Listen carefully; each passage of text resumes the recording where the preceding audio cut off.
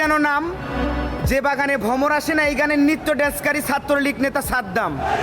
আল্লামা দেলোয়ার হোসেন সাইদী সাহেবের জানাজার নামাজ ঢাকা শহরে পড়তে দেয়নি।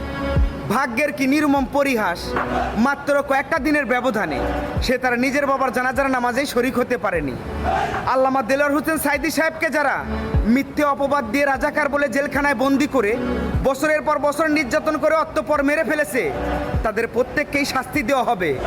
আল্লামা দেলোয়ার হোসেন সাইদী সাহেবের বলে যাওয়া প্রত্যেকটা কথায় আজকে তাদের জীবনে লাইফ চলতেছে। আল্লামা দেলোয়ার হোসেন সাইদী সাহেবের উপরে যারা মিথ্যে অপবাদ দিয়েছিল, আজকে তাদের কারোরই ঘরে থাকার ভাগ্য হচ্ছে না। আমি আমাদের দেশের বিচার বিভাগকে অনুরোধ করব, আপনাদের বিচারের কার্যক্রম শুরু করে দেন।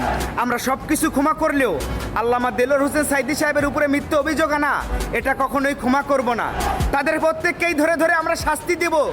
আর এই আল্লামা দেলোয়ার হোসেন সাইদী সাহেব যে নির্দোষ নিরপরাধ ছিল, এটাও আমরা এই দুনের বুকেই প্রমাণ করে ছাড়ব।